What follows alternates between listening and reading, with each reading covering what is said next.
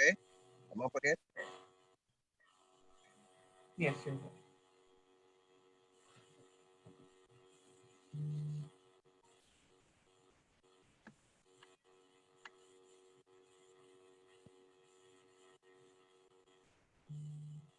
Okay, Rookie, you're now live. Hello, everyone. Welcome to the Jamaican Diaspora Citizen Security and Safety Task Force, or panel discussion on personal protection management. Welcome and thank you all for spending your evening with us.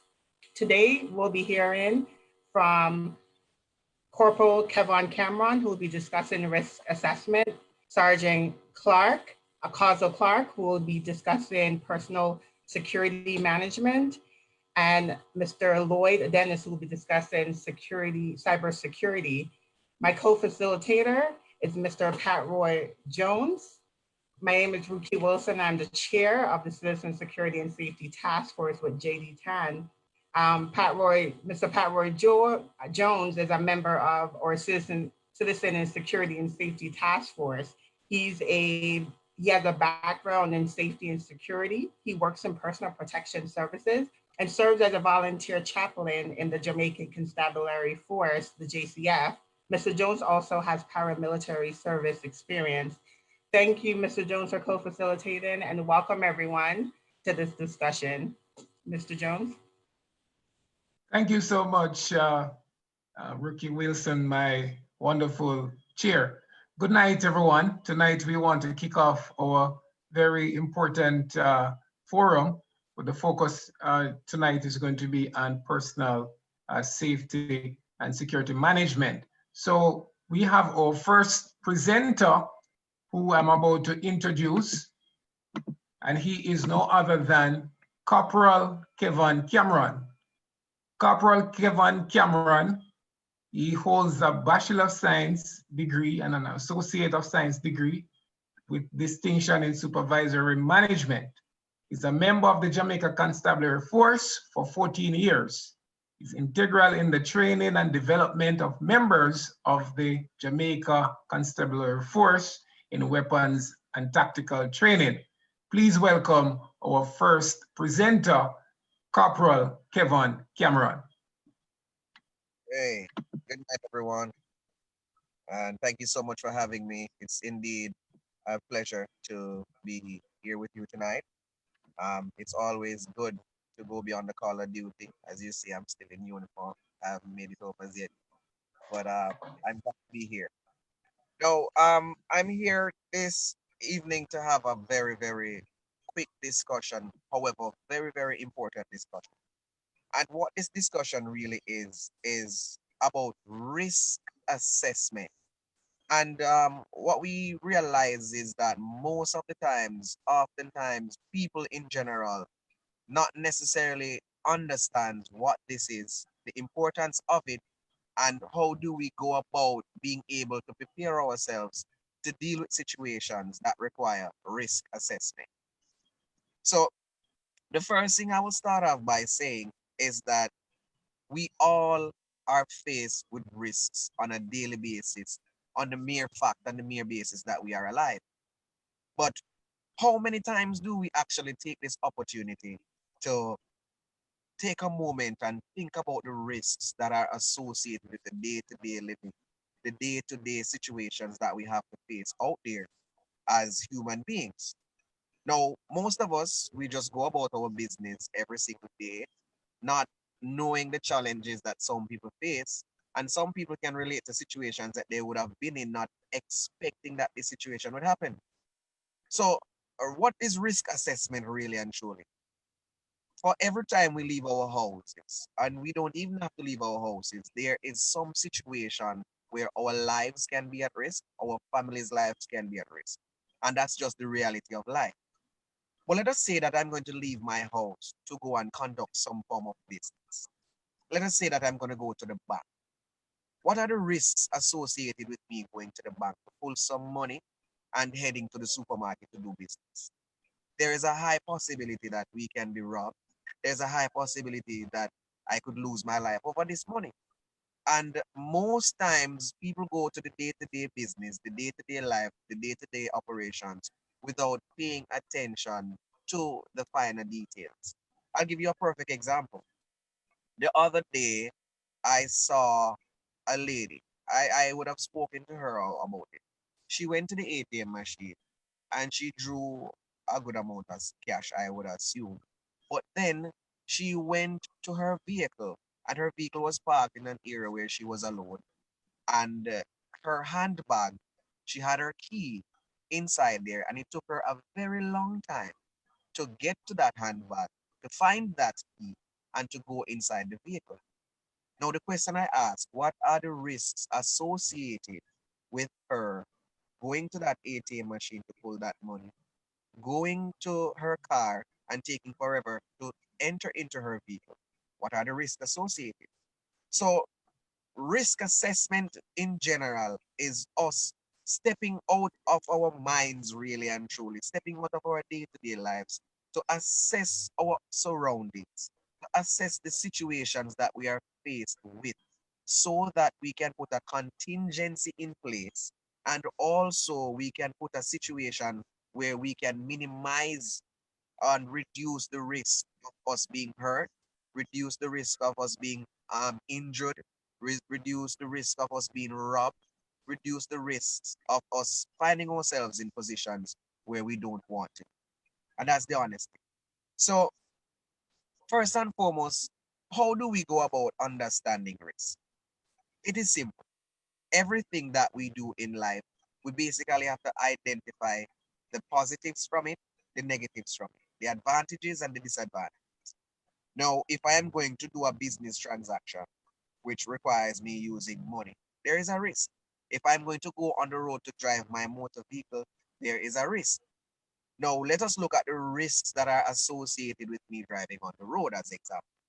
The risks that are associated with me driving on the road on a daily basis is that I can meet in an accident at any point in time, no fault of mine. Now, how do I increase the risk and put myself in unnecessary danger? I can use a cell phone as one, which oftentimes many people we're not paying particular attention. We don't even see it as anything. Oh, we're good at multitasking. But the mere fact that I have the cell phone in my possession, I'm taking a 2 second or a 3 seconds to pay attention to this phone or to receive this call or to respond to this text. I am increasing the risk that is associated with me being in a motor vehicle accident. Do you follow me so far? Now, if I assess the situation and I understand that there is an additional risk, there's a calculated risk if I am on my phone and driving, then I will put in the necessary precautions to mitigate or reduce the risk of having a motor vehicle accident because of me being on the cell phone. So risk is all around us. Where we go, what we eat, who we hang around, when we drive, when we're at home, the risks are there. But what we have to do is to understand that we want to minimize risk. So in order to minimize risk, we have to assess the dangers posed with the situation that we're faced with. And then that is how we can have a proper calculation of what to do in order to mitigate against this risk. Again, I go back to risk assessment to say that how do we get up every single day and move from point A to point B without asking ourselves, how did we make it? The reality of the matter is that God, one, would have guided us through the day, and two, sometimes we subconsciously calculate risks associated with some things because it is natural for the mind to do certain things and it's natural for the body to do certain things, whether or not we are even aware of it. But there are some situations that we as human beings, we really and truly have to calculate, we really and truly have to assess in order to prevent ourselves from getting into the situation. So some of the things that I like to encourage and I like to implore, um, there is a risk associated with letting persons know that you are going to be doing a financial transaction. Good. There is a risk with you moving from point A to point B with a large amount of cash. There is a risk of you going to your vehicle in particular areas at particular times with you not being prepared, meaning you're not ready to go into the vehicle. So you get to the vehicle and your keys are not ready, you are not ready to open the door, and all of these things. There are risks associated with all these things. How to mitigate against these things is to be cognizant of the surroundings that we're in. How to mitigate against these things is to understand that we must have a calculated plan for every situation that we're faced with. So when I'm going on the streets, I need to understand that there is a risk of anything being able to happen, anything being capable of happening. So I have to understand that constant risk assessment is how we reduce the risk of being injured, is how we reduce the risk of having situations where we lose our lives. And that is honesty about risk assessment. Now,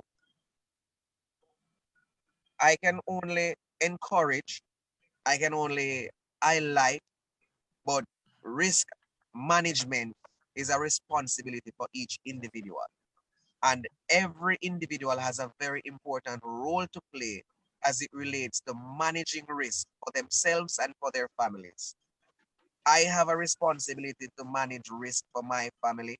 You have a responsibility to manage risk for your family. So we have to sit down and we have to calculate, look at the risks that we're faced with on a daily basis, and how the and what the best options we have to mitigate against these things, to minimize unnecessary danger or to not put ourselves in these dangers. So I can give you 1 million examples as it relates to risks. I can give you 1 million examples as it relates to assessing that risk. But at the end of the day, what I am doing is I want to use this opportunity to speak about the autopilot behavior of many Jamaican citizens now. um, we're not we're not aware of the surroundings. We're not paying particular attention to certain things. You go on the road now, you can do it tomorrow, you can try it. You look, the majority of persons are on their phone walking with their heads down and not assessing the situations around them, the dangers around them.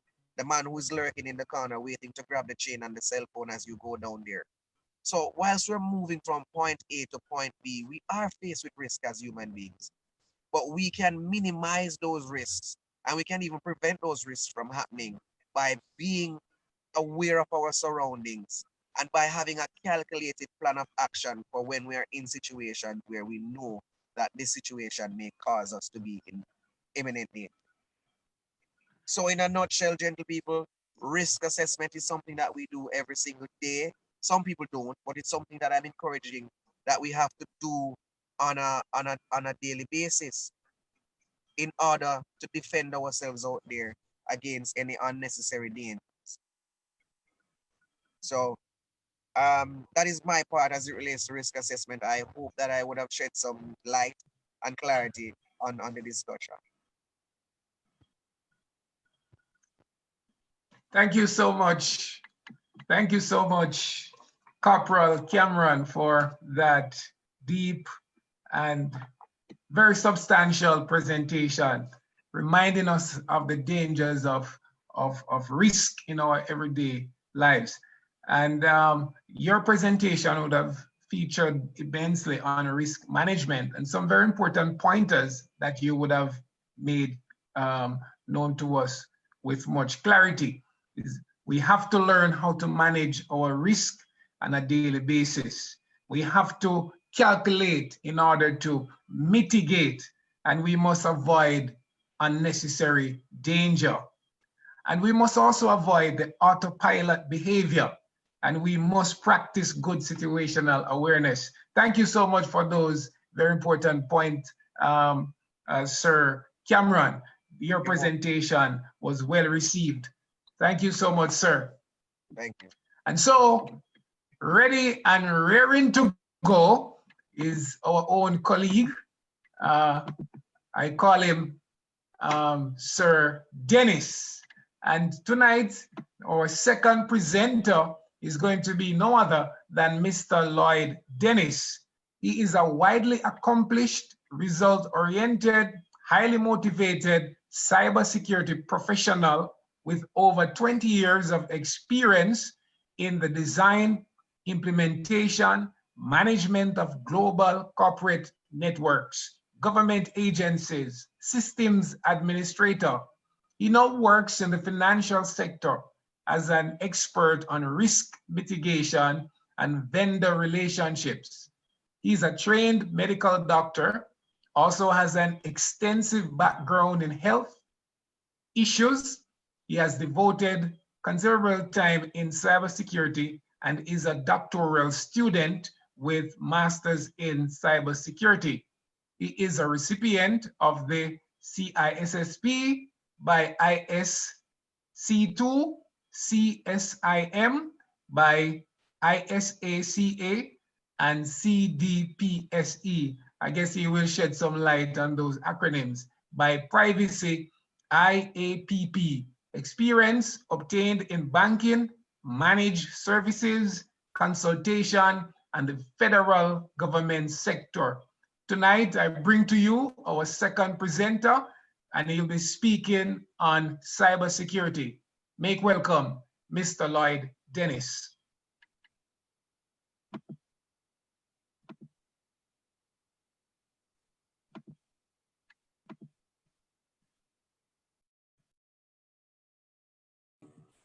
Mr. Dennis, you're muted.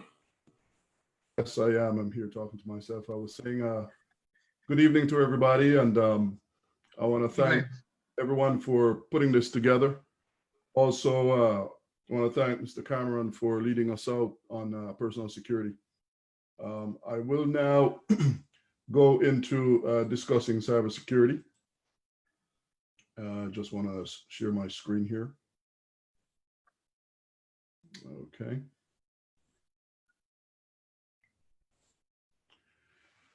All right, so just want to go over, the Cybersecurity Awareness Task Force that I'm a part of. Cybersecurity Awareness Task Force primary mission is to bring awareness to the Jamaican population and business community in the role of cybersecurity in everyday life of Jamaicans, right? Professionals from JDCAN will continue to collaborate and work with local Jamaican agencies and companies to see the adaptation of security frameworks, standards, and procedures that will benefit and protect the digital assets of Jamaican citizens, corporations, and government agencies. This task force is composed of security professionals, law enforcement, educators, business executives, lawyers, privacy advocates, and other professionals across the globe and Jamaica. Now, let's go into exactly what is cybersecurity. By the Merriam-Webster definition, cybersecurity measures that are taken to protect a computer or computer system, as on the internet, against unauthorized access or attack. That's simply what it is. Now let's look at the how of cybersecurity. Thank you, sir. In order to carry out proper cybersecurity, there needs to be proper authentication and authorization with regards to logging into systems. We need to look at critical infrastructure, right?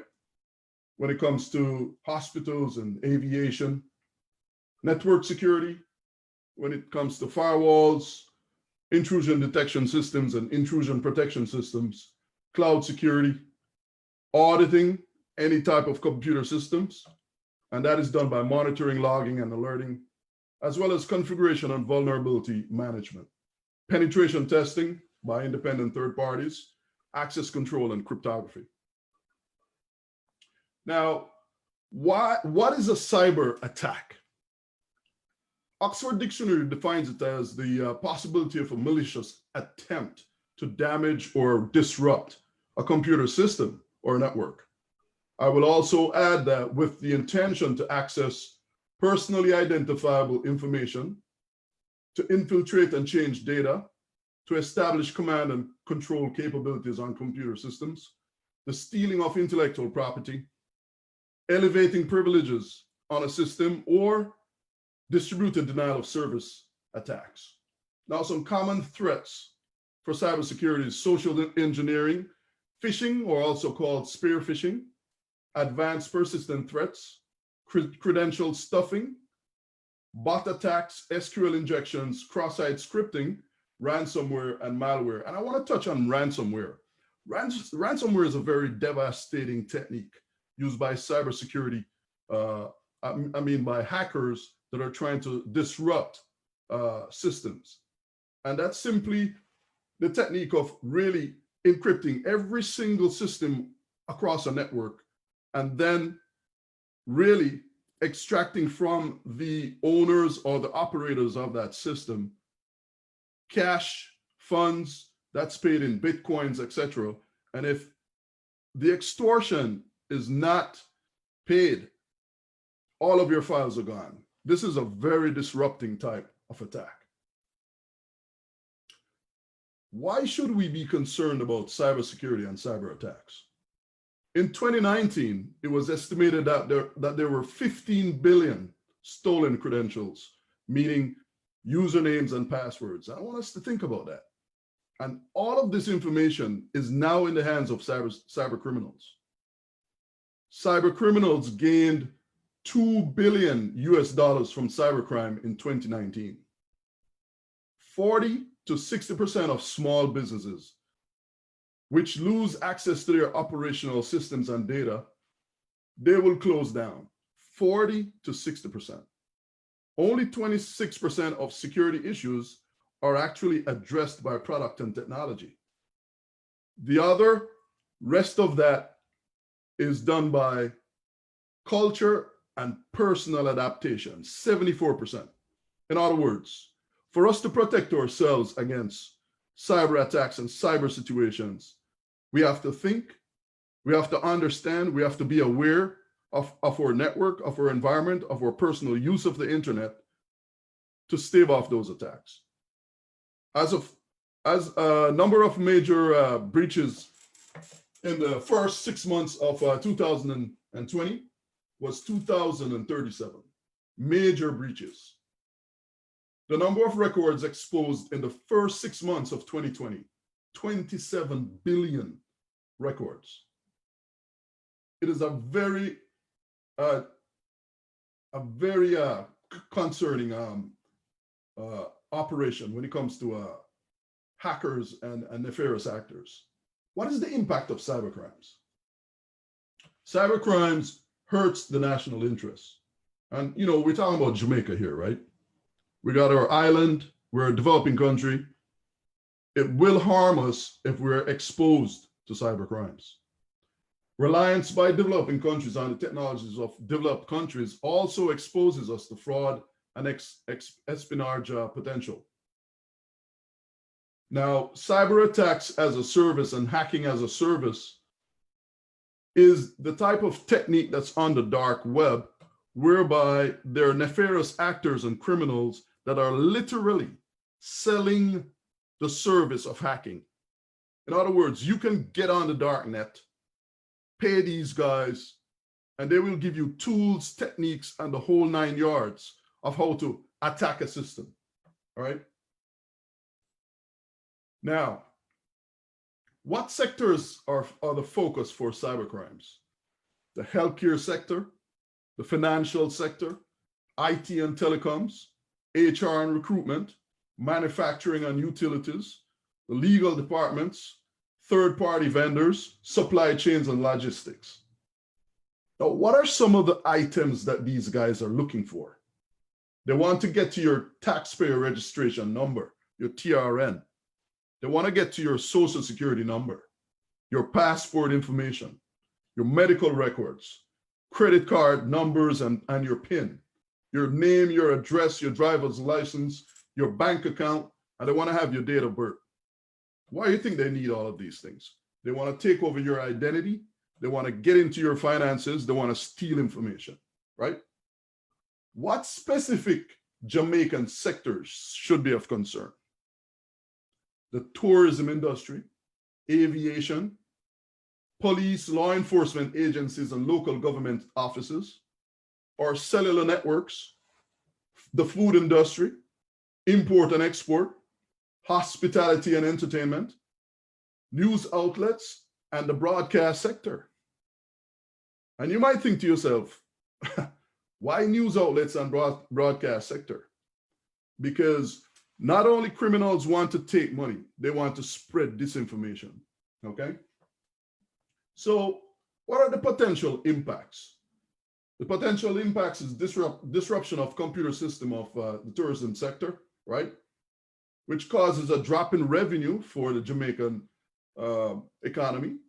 Of course, disruption of aviation, and you can go down the list. Now, how are Jamaican citizens exposed to cybercrimes? The use of smartphones is a big target. Social media like Facebook, Instagram, internet browsing, the use of desktop computers and laptops. Phishing is the technique of embedding nefarious links into email and sending them out. And spear phishing is actually the targeting of specific individuals and specific entities in order to gain information and cause great disruption. So social engineering is another technique, okay, whereby someone pretends to be your boss, someone pretends to be someone familiar, try to carry out a conversation and try to gain access that way. Internet get rich schemes, someone promising you, hey, if you just invest into this, if you just click on this link, we can bring tons of money to you, right? Now, how to protect against cyber threats? Everyone really needs to know that you need to install antivirus software on your systems. You need to lock your phone with biometrics, fingerprinting, facial recognition, and the PIN. Never leave your cell phone without having a locking system on that cell phone.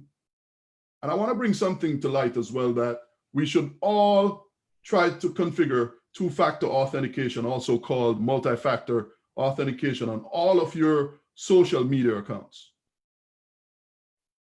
Use of a password manager. The days are gone when you can try to come up with passwords for logging into systems and websites, etc. for the internet. You have to use a password manager because nefarious actors, state actors are out there using automated systems that can log in and attempt and try by trial and error to get into accounts. So whatever password you have come up with, they will break it. You need to use password managers. Now, how to configure two-factor authentication on your cell phone, for example, on your iPhone. If you go to your home screen on your iOS device, for example, you go to settings. When you go to settings, you will notice there's a settings and privacy section right here, right? After you do that, you hop down to your security and login section, right? After you've done that, then you'll drill down to where it says two-factor authentication. And that's where you'll get that done.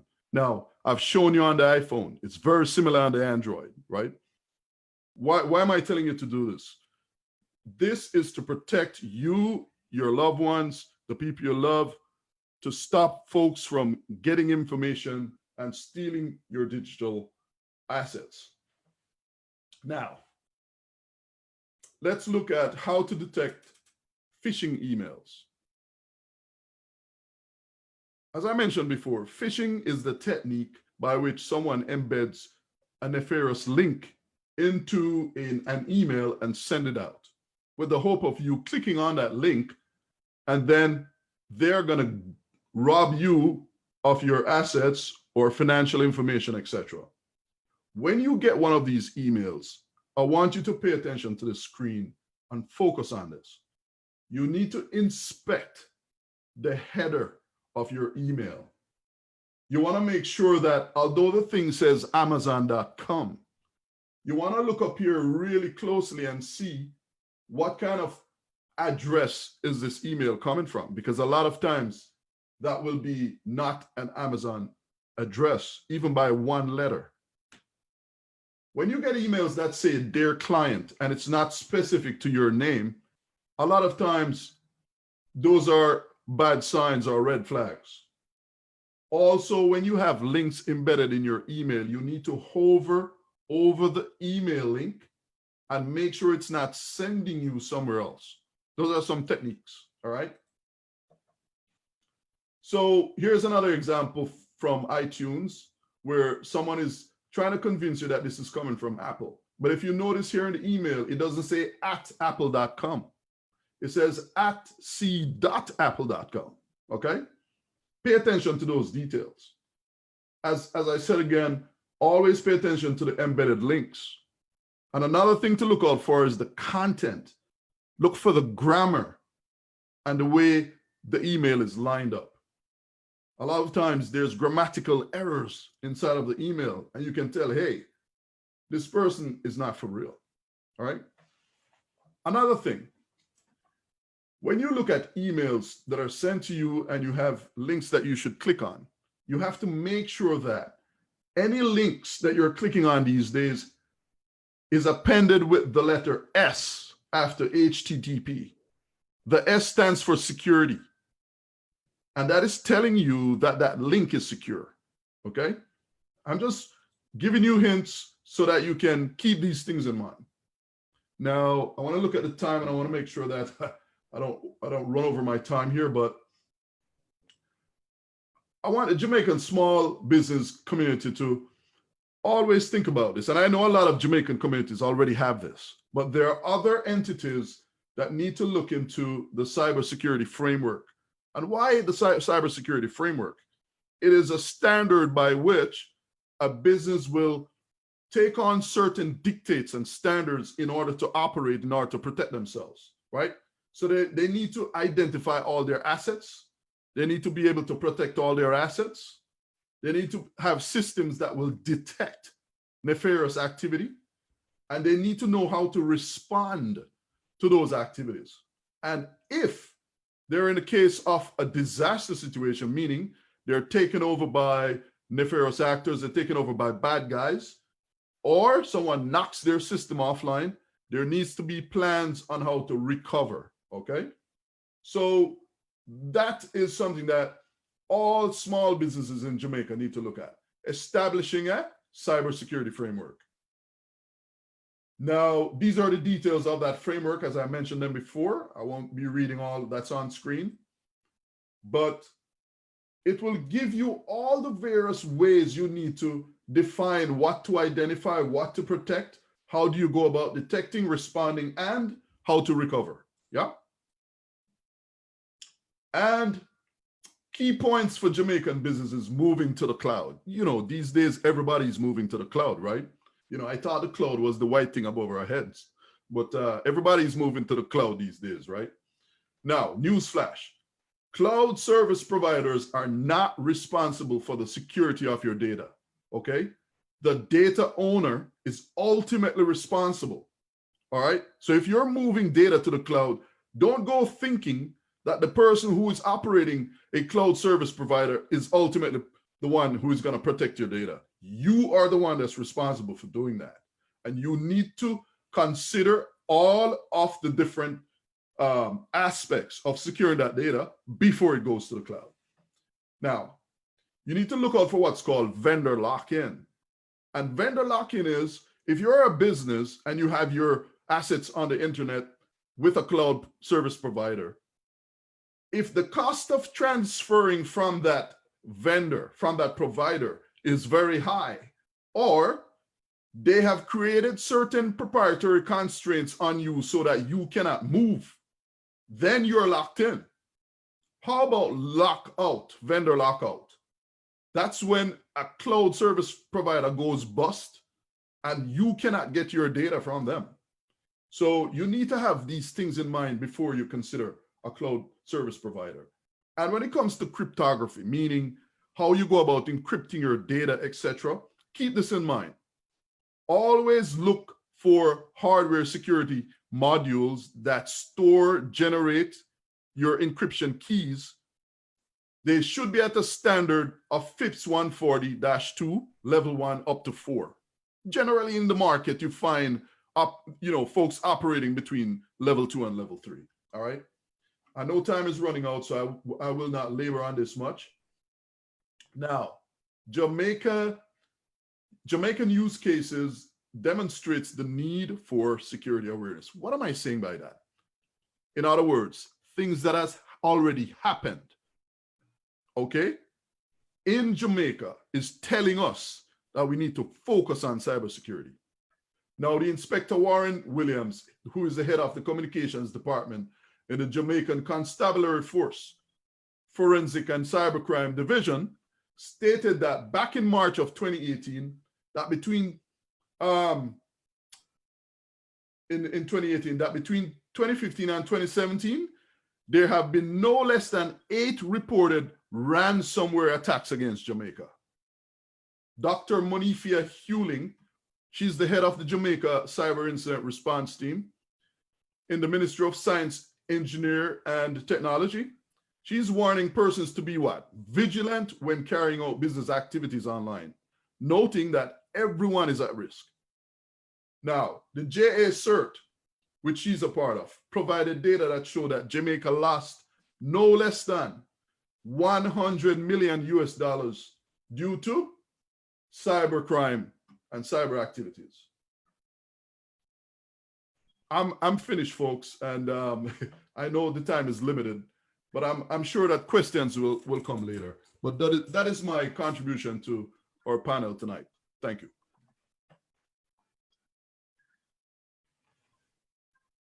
Thank you so much, Mr. Lloyd Dennis, for that deep.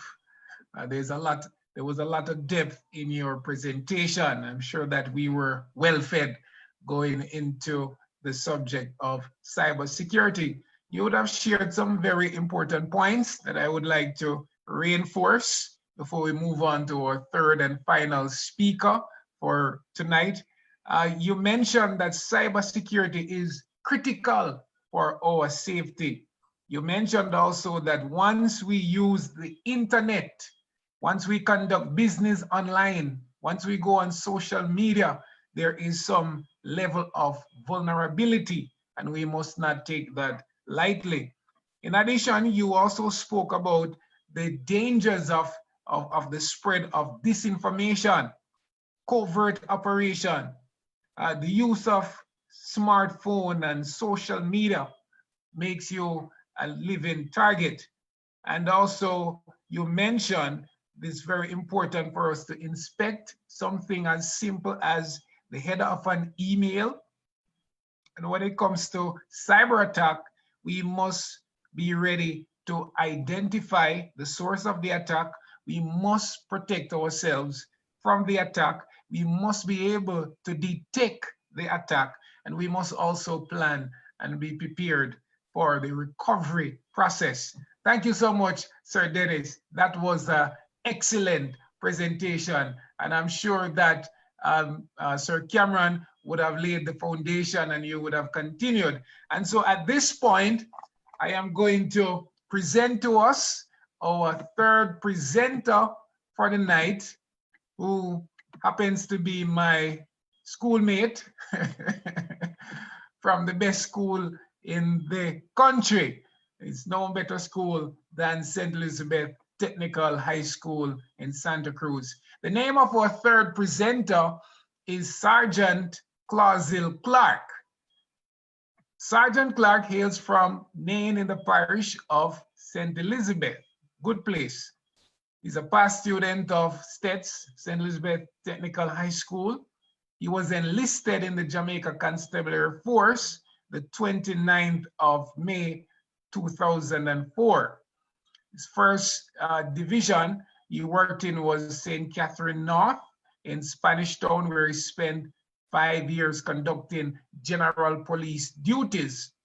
He was voluntarily transferred to the Department of Weapons and Tactical Training since February, where he underwent a myriad of training in the areas of local, international core functions. He's a certified trainer by the Firearm License Authority. He is trained in human rights, police use of force, firearms training, and tactical training also. He's married to the beautiful lady, Simone Grant Clark, with a son and a daughter, Prince Joel and Princess Johanna. He's a deacon of the Berwick Shiloh Apostolic Church, and he is presently pursuing a Bachelor's of Science degree in sociology from UWI, University of the West Indies. Ladies and gentlemen, one and all, I present to you Sergeant Clausil Clark. Make him welcome. Good night, everyone. It is indeed a pleasure for me to be sharing with you tonight on the issue of personal security. Now, security is a real situation that people should actually think about. Now, in 2019, looking on statistics from the Jamaica Constabulary Force, murder in Jamaica was 976 in 2019. As at today, murder for 2020 is 947. Rape 2019, 404. 2020 as of to date, 363. Robbery 2019, 300 and that was 873. As of today, 663. Break-in in 2019, 963. And as of today, it is at 762. Now, this is a direct confirmation that personal security is paramount. Now, let us look on what security or personal security is about.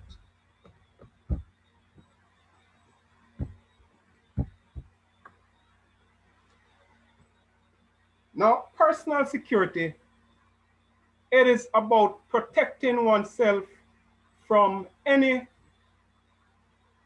unintended intrusion. It can be physical, as the presenter that preceded me, he looked on, or he educated us on cyber security. Can be attacked from many sources. However, in this context, we are going to be looking on physical attacks. Can be upon us or our family. Now, according to the Charter of Fundamental Rights and Freedom, Section 13, subsection 3A, this enables all people in Jamaica, person in Jamaica, the right to liberty, to life, liberty, and security of person, and the right not to be deprived thereof, except in the execution of the sentence of a court in respect of a criminal offense of which the person has been convicted. Now, this is directly implying to us that as people, we have a fundamental right and freedom to protect ourselves from any attack that we find to be threatening to us personally or to our family. Now, personal security is a general condition that occurs after adequate efforts are taken to deter, delay, and provide warning before possible crime. If such warning occurs, to summon assistance and prepare for the possibility of crime in a constructive manner. Now, this is saying to us that a threat or attack, it is not necessarily anything that we can totally avoid. However, we are to pay attention so that we can make a plan, we can come up with a plan to deal with a threat in a constructive manner. If we are not paying attention, it simply means that you will not see the signs. As Mr. Cameron would have spoken before or highlighted, that we have to make proper risk assessment on a daily basis. And the only way that we can make a proper risk assessment is that if we pay attention so that we can calculate our move. Now, identifying likely points of attack. There are basically three positions or three ways in which we can be attacked. At home, work, or play. On our way to work, home, and play. And on our way from home, work, or play. Therefore, we must look on our modus operandi and determine the possible ways that we could be attacked. We must be security conscious. So we must pay attention to our environment. Now, our environment is sometimes physical. The structures in our environment might be buildings, it might be motor vehicles. These are things that we have to contend with in our environment. Sometimes we have unnecessary things in our environment too. For example, we have trees in our yards and so forth that can provide likely shelter or concealment for an attacker. And so we have to look on what we could do to mitigate against that.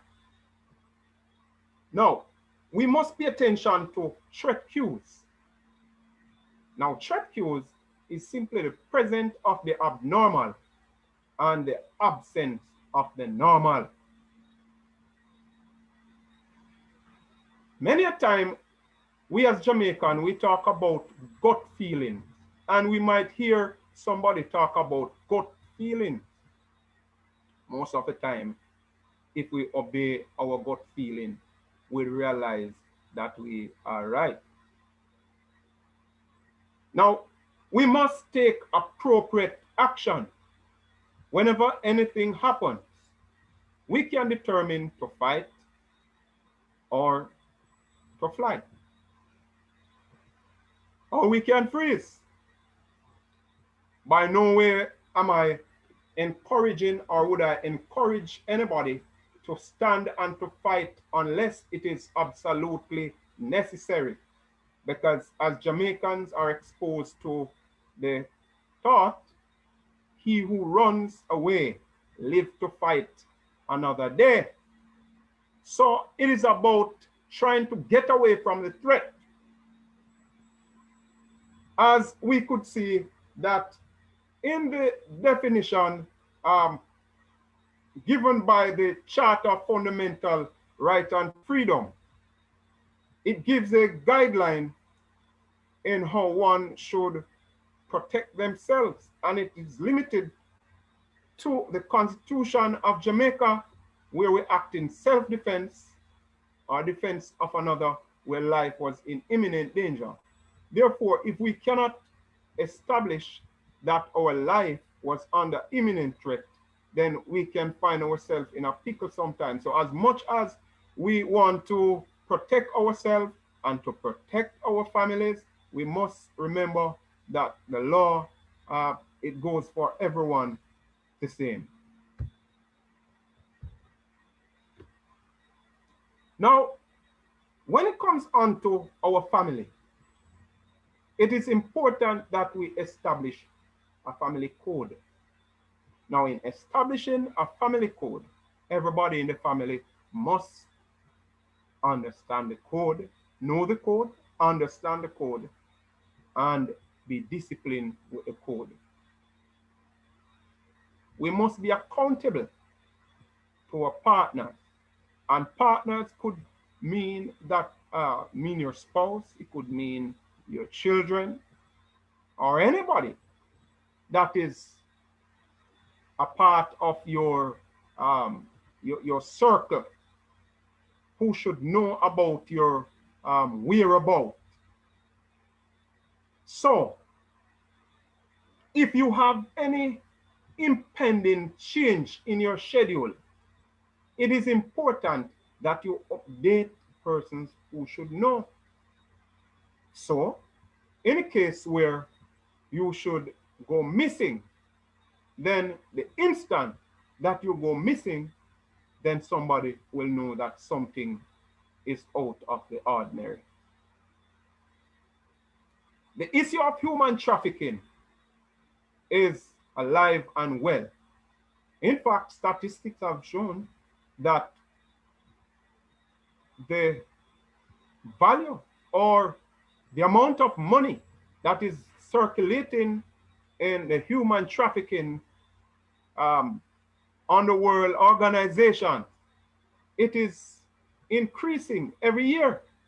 It means, therefore, that people are thriving off other people, exploiting them. People are going missing. Sometimes we still see people, but they are acting against their will. And so it is important for us to understand that anybody can be trafficked. Now, the age, the sex, it doesn't matter.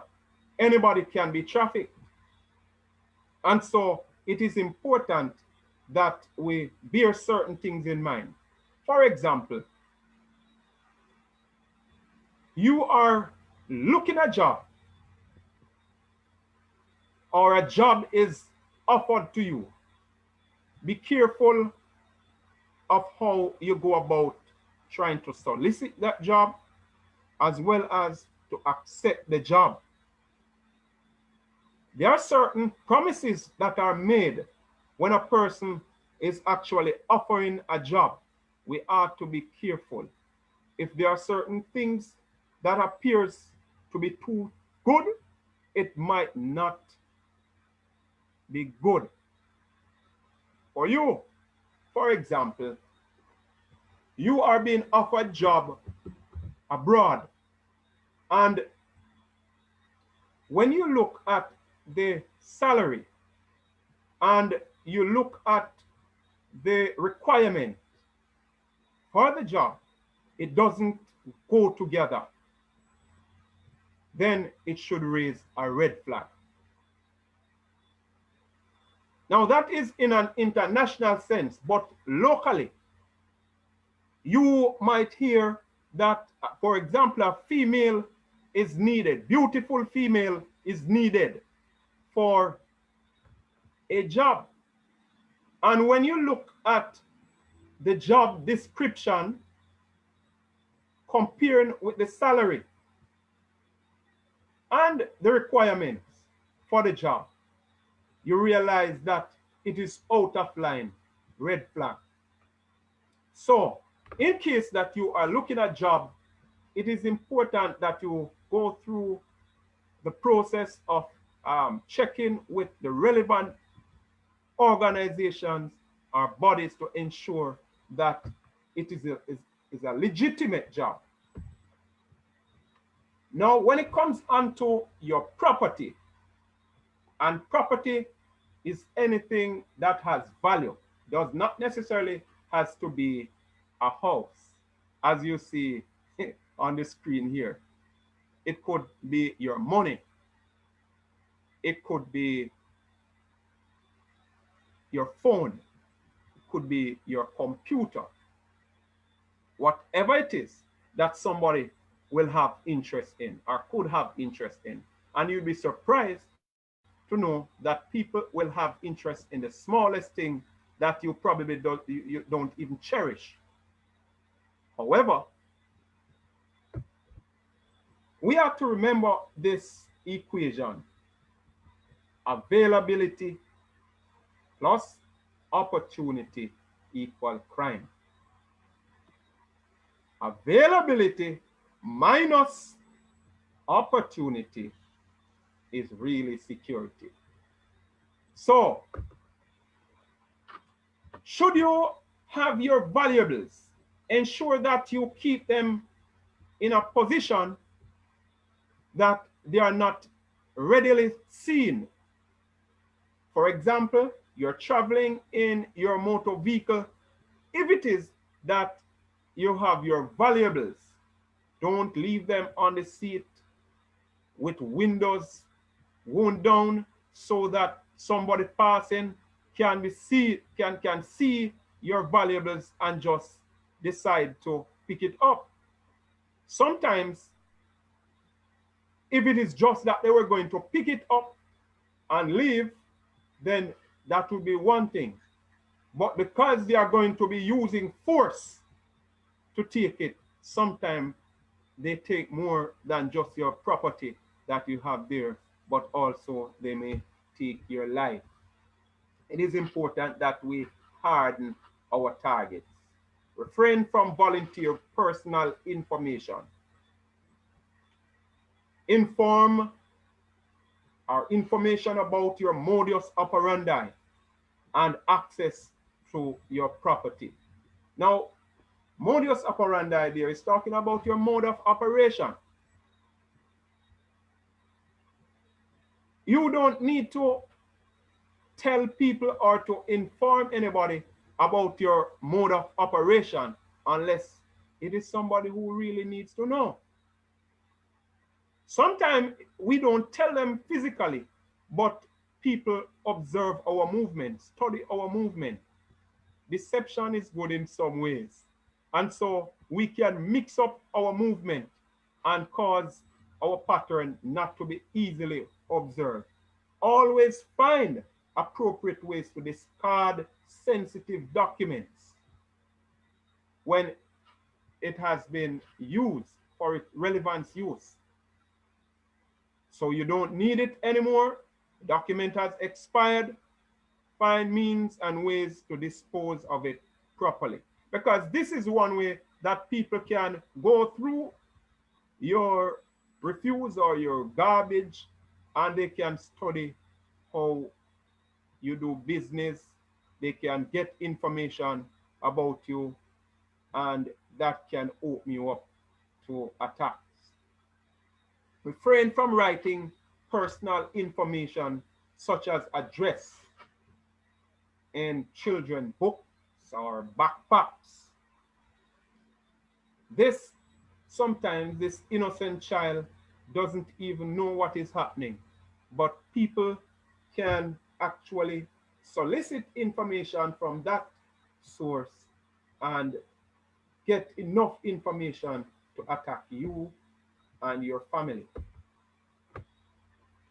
Do not leave utility bills and house keys in vehicle unattended. Example, at the car wash or the mechanic shop. Ensure proper disposal of home appliances or packaging. Ensure adequate lighting is at home. Say you are going to be going out. You're going to be leaving home. And you might not return in the daylight. If you don't have photocell lamps, then it is important that you leave lights on, especially in the part that you intend to re-enter your premises to prevent any form of surprise. Now, security or personal security starts with P and S, but of course, the most important letter in personal security is you. So it is important that you take full responsibility for your personal security. Thank you.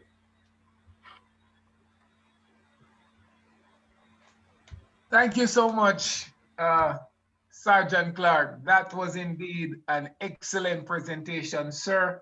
And I can say confidently that we have received a mouthful and a bellyful of high-class presentations tonight. We have received 3 presentations that were of high quality, and I raise my hat. Well, I raise my hat, even though it's not on my head, but I raise my hat to all 3 gentlemen. Gentlemen, I commend you highly for the effort. I commend you highly for the high level of presentations that you would have delivered. Well done. So you would have made clearly a number of key points that I'm going to reinforce. You said availability plus opportunity presents a crime situation, but availability minus opportunity is security. You also said that we must pay attention to threats and cues. We must also ensure that we take the appropriate action when there is a level of risk that put our lives in jeopardy. We must be able to take the appropriate action, whether it's going to be fight or flight. And according to the Charter of Fundamental Rights and Freedom, that we have a right to self-defense for the protection of life. And you said that we should establish family codes, and we should be disciplined in utilizing such. And we must be accountable.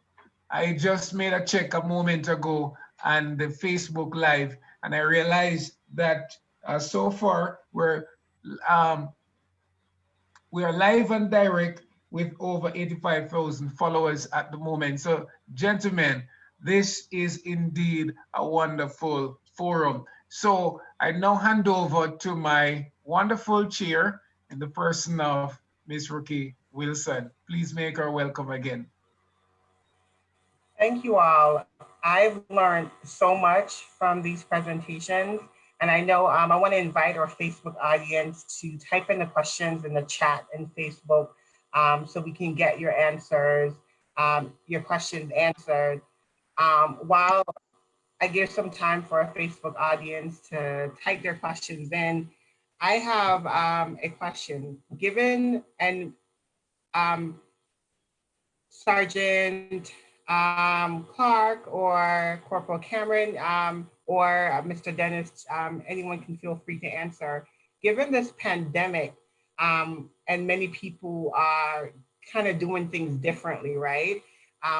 What type of new risk has arrived out of this pandemic, or what type of threats to our personal security or footprint online that is kind of unique to the situation we're in now?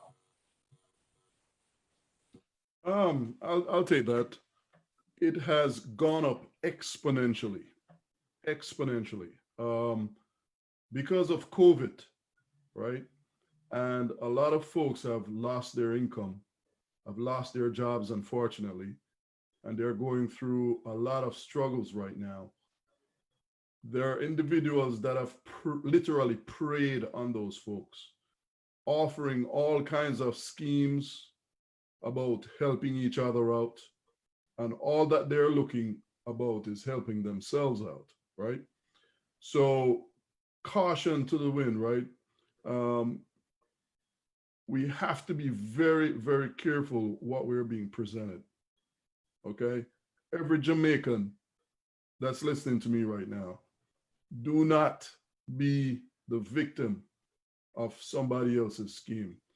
You know, we're little, but we tallow, you know. So all we need to do is just think, put our thinking caps on, and you know that if it looked too good to be good, you know, it looks just so enlightening and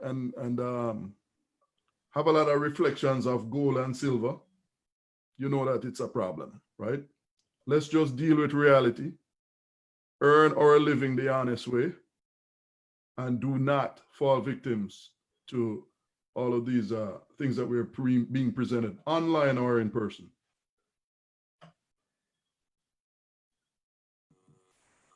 Thank you. Rookie, if I may, I just received a text question for Corporal Cameron. Sir Cameron, are you there? I'm here. All right, so there's a question for you, sir. Someone is asking that as a member of the law enforcement community, how do you go about evaluating risk on a daily basis, and how do you cope based on the high level of risk you would have been exposed to? Well, the reality of the matter is that members of the Jamaica Constabulary Force would be in more risk than everybody else, or than most persons within the country, because members of the JCF are called on a daily basis to respond to citizens' distress, to respond to domestic disputes and other situations like where shooting incidents are concerned. So what you realize is that members of the JCF has to take extra precaution, more precautionary measures in order to defend themselves, in order to protect the members of their team, in order to protect the society, and at the end of the day, go back home to their families. So it is a little bit more challenging for members of the JCF, but at the end of the day, members of the JCF wants to defend their country, wants to defend their people, wants to defend the society, and wants to go back home to their family. So the risk assessment is something that we do on a daily basis in the JCF. We do it through briefings, and even at the end of the duty, we do it through the briefings, because we want to look at what we could have done better. We want to look at the experience that this individual would have had. So for us, it's an everyday situation. It's an everyday armor that we put on. Thank you, sir. Rookie, back to you. I would like to hear from Sergeant Clark or Corporal Cameron around with this pandemic, the same pandemic question. What are some of the personal protection or the risk factors that are kind of unique to this pandemic now? Okay, I'll take that. Now, in terms of the risk factors, there are increased risk factors when you consider the pandemic and things that happen surrounding the pandemic. For example, it is mandatory that we wear masks, and wherever you go, you will see people in masks. Now, before now, when you would have seen somebody in mask as a law enforcement officer, then it would be cause for concern. Now, it is therefore important that we pay attention to other things. There are other things that we can use to identify people. We can look at how they dress. We can look at their height. But we try to look at the immediate identifiable factors about people. Not because the person is wearing a mask means that we cannot identify them, or we should give up on trying to identify people. Look on their height, look on their complexion. Now, your facial expression in terms of your eyes and your forehead, it says a lot. And you can use it to detect threat. For example, if somebody is staring directly at you and you try to take certain action to avoid the eye contact with the person, not giving up too much information that you're paying attention, and you realize that you are being followed, then it is time to take some action. Not necessarily to fight, but probably probably to do something else to ensure that you are really being followed. Now, once it is that you realize or you come to a conclusion that you are being pursued or you're being followed, then if you are in a secluded area, try and get yourself to somewhere where there are other people that you can make an alarm. All right? So basically, the wearing of the mask, it does not take away all. It does not take away all. We can pay attention to height, complexion, and dress mode. And look out for any other peculiarity about the person. Look if a person has any peculiar marks, for example, a tattoo or a mole or whatever it is, probably a cut that has been healed or so, right? We can use these things to identify people. All right, I hope that that was a little bit of information as to how we can you can use it as an alternative to identify people. Thank you.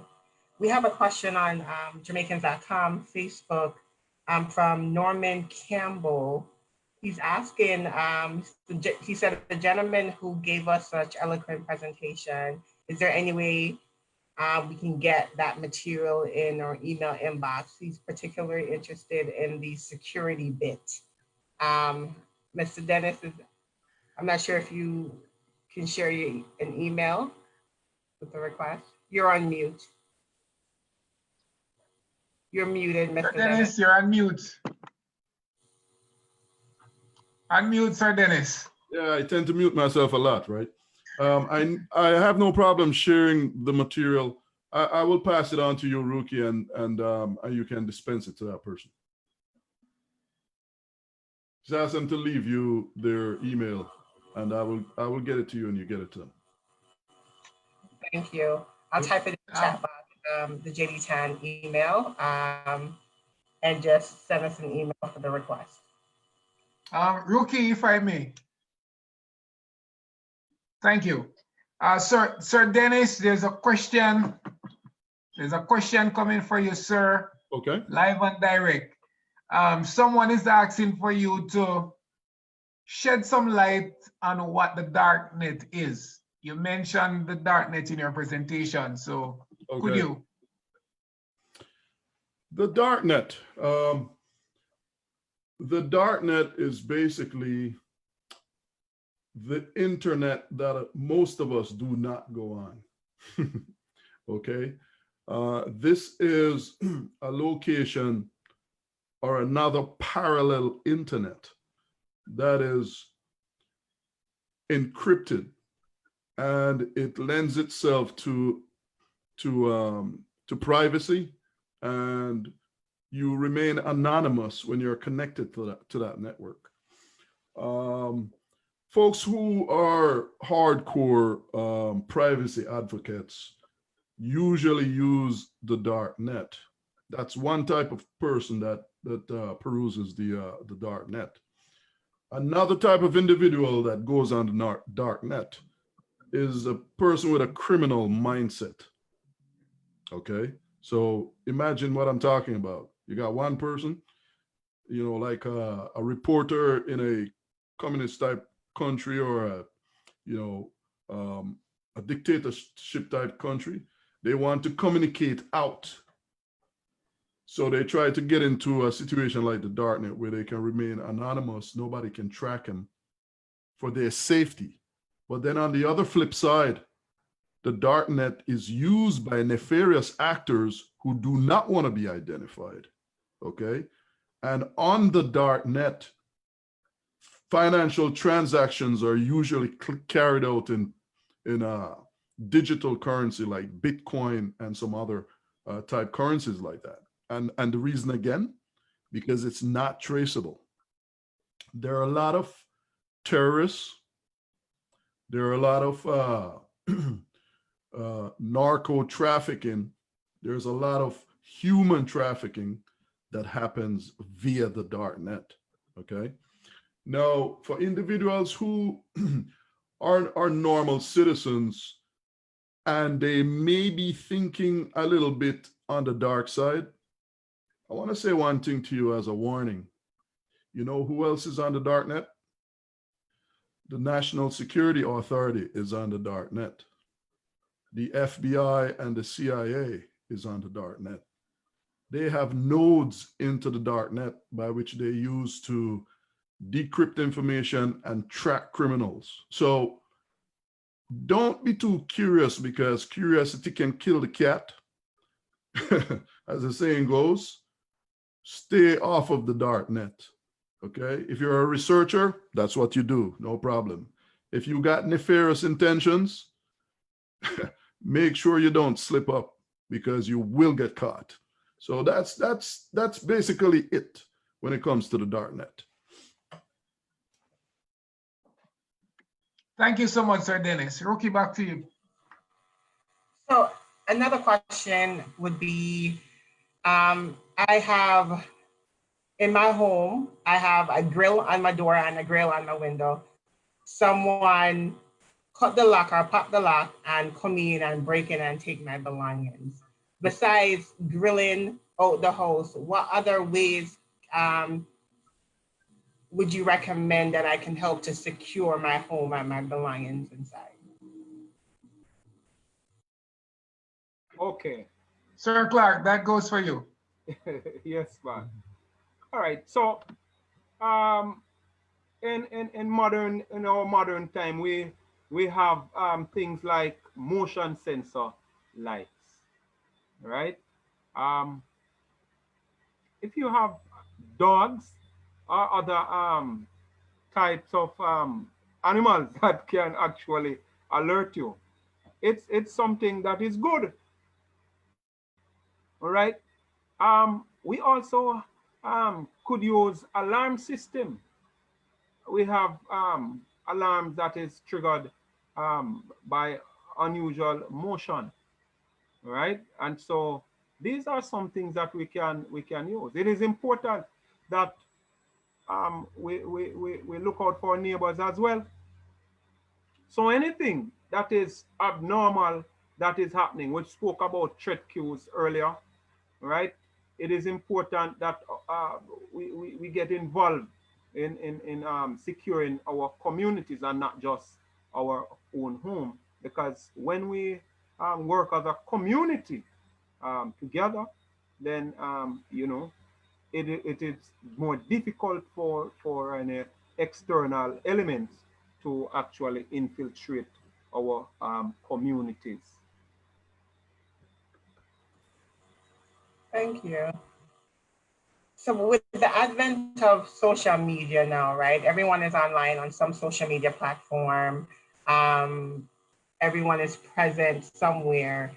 What type of risk does social media know add to our security or even minimize our risk? Can it be harmful? Can it be helpful when it comes to personal security? Anyone can take that.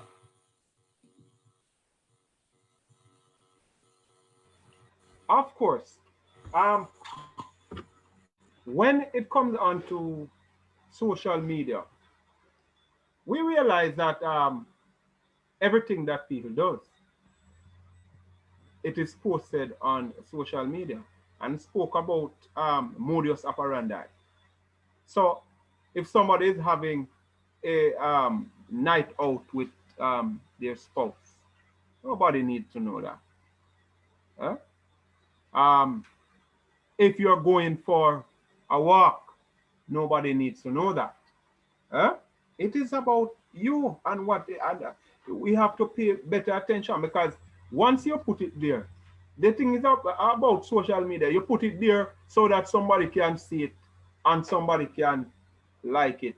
And if you notice the term friend on social media, it does not necessarily mean true friend.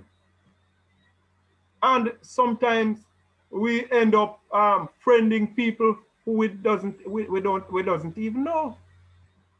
And so sometimes the intent of that person is not necessarily pure. And so when it comes on to posting things personally on Facebook or any other social media, we should try to censor what we place there, as not to give out too much information about our modus operandi.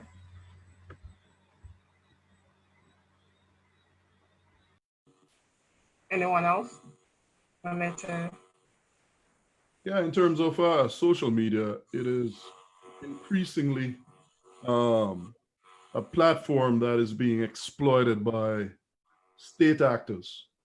And when I say state actors, I'm talking about you're in Jamaica and there are individuals that are located across the globe in other locations.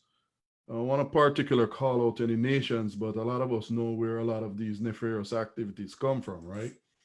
And they will sit there and they will try to take over your system if you're not protected.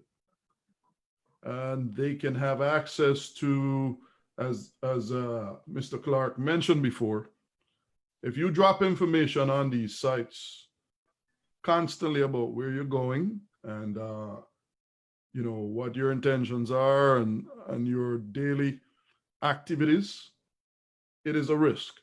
And also, social media is being used for propaganda.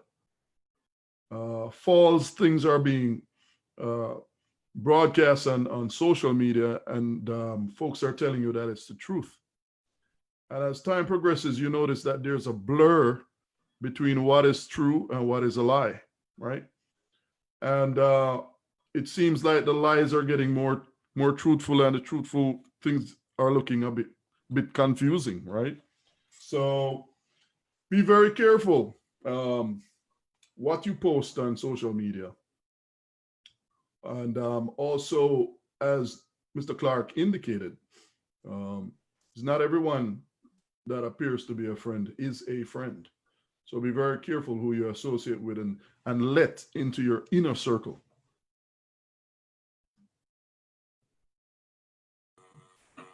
So I have one more question regarding like small businesses. Like, how can Jamaican businesses with low budgets and competing priorities still find information that they can utilize to protect their business? That's a very good question, because I know that there are a lot of Jamaican businesses who really want to protect their assets and really want to do well, and they're frustrated because they're thinking to themselves, you know what, I got to pay my employees, I got to buy, you know, material, I got to do XYZ. Why should I spend money on any kind of digital protection? Well, I tell you what, you know, if you have really good intentions to take care of your digital space, your company, you can go to, for example, a website called CISecurity.org, which has all of the CIS controls, and CIS stands for Center of Internet Security.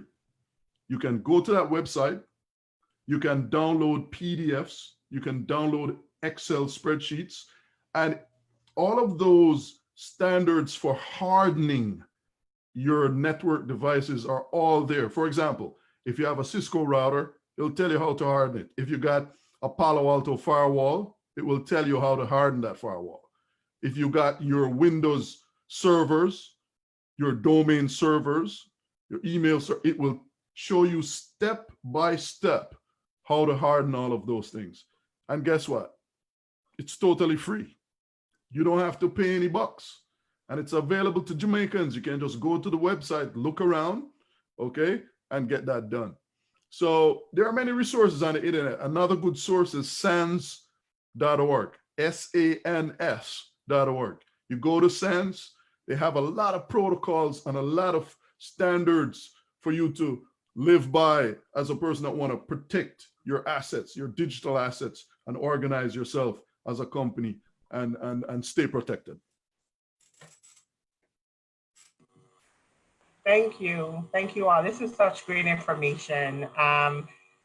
Thank you all for your time. Thank you, our Facebook audience, for your time. I'm sorry, Mr. Jones. You're raising your hand. Thank you, Madam. Yeah. Thank you, Madam Chair. There's a question for Corporal Cameron. I want to squeeze it in quickly. Sir Cameron, are you hearing me? I'm hearing you loud and clearly, my friend. I'm hearing you clearly. Thank you, sir.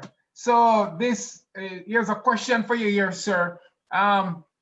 This person would have been attacked before, and so they're saying that they're feeling a little paranoid, you know, going out to conduct business and work.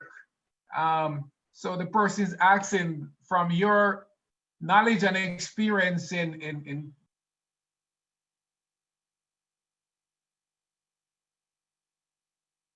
Hello? Can you hear me? Fortunately, I think we lost Mr. PJ. I'm back. We Mr. done? Jones, Hear you, you're Mr. Cameron. frozen. If you want to go ahead. Mr. Jones. All right, so well, I didn't get the question that he really wanted to ask. But as it relates to paranoia, what I can say is that oftentimes it's not necessarily that we're paranoid. We've been attacked before. We would have been attacked before.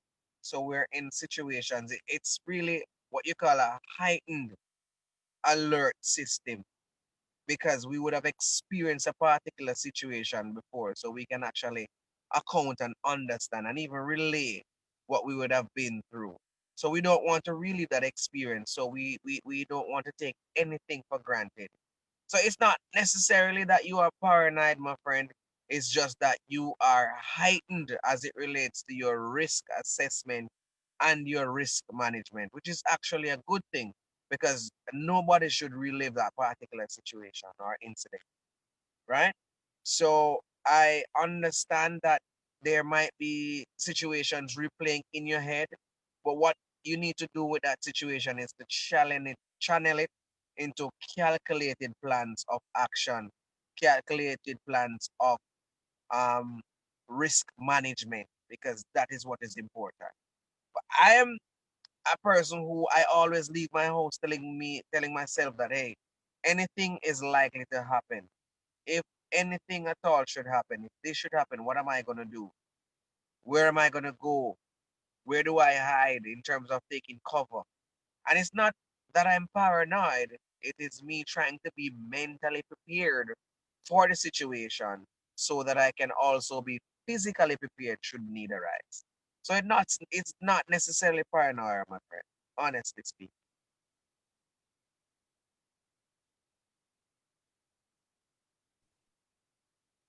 I think you're on mute this time, Mr. PJ. Thank you so much, Sir Cameron. Madam Chair, back to you, please. yes, I was just thanking our audience on Jamaicans.com on Facebook for joining us this evening. Thank you, panelists, Corporal Cameron, Sergeant Clark, Mr. Dennis, and Mr. Jones. Thank you so much for facilitating. We appreciate your time. This was great information, great information. Thank you so much. All right. It's a Any pleasure. last questions from anyone or last statement before we wrap up? Well, for me personally, I would like to say that the information that would have been shared from our highly qualified presenters is very useful, very practical, and I look forward to putting some of those to good use. I hear you loud and clearly, Sir Jones. I hear you. I hear you. Great. All right. Thank you, gentlemen. You have a good night. Thanks, All right. everyone. Take care. All right, good night, guys. Good Safe night. travel home, Sir Cameron. All right. Take care. Blessings, my brother. Blessings. Sir Clark. Sir Lloyd. Take care, my friend. Have a good one. Rookie. Night, night. All right. Good night.